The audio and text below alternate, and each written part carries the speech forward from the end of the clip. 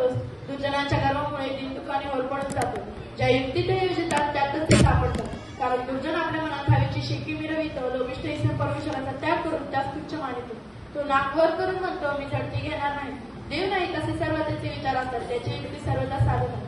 हे परमेश्वरा, तुझे निर्णय अगदी त्याच्या दृष्टीपलीकडे उच्च असे असतात. तो आपल्या सर्व शत्रूंवर फुटकारतो. तो आपल्या मनात म्हणतो, मी ढळावयाचो नाही, मी पिढ्याने पिढ्या विपत्तीत पडावयाचो नाही.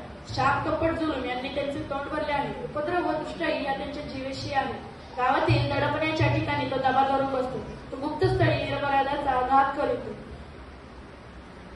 जाळीत जसा सिंह तसा तो गुप्तस्थळी दिनास धरावयास टपून बसतो. तो दिनास आपल्या जाळ्यात ओढून धरितो.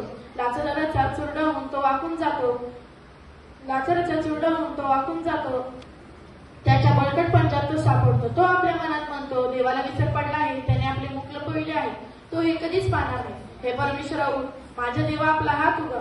दुर्जन तुला तुच्छ का मानितो? तू झडती घेणार नाहीस असे तो आपल्या मनात का म्हणतो? तू हे पाहिलेच आहेस. उपद्रव व दुःख यांचा बदला घेण्यासाठी तू त्यांच्याकडे नजर लावितोस.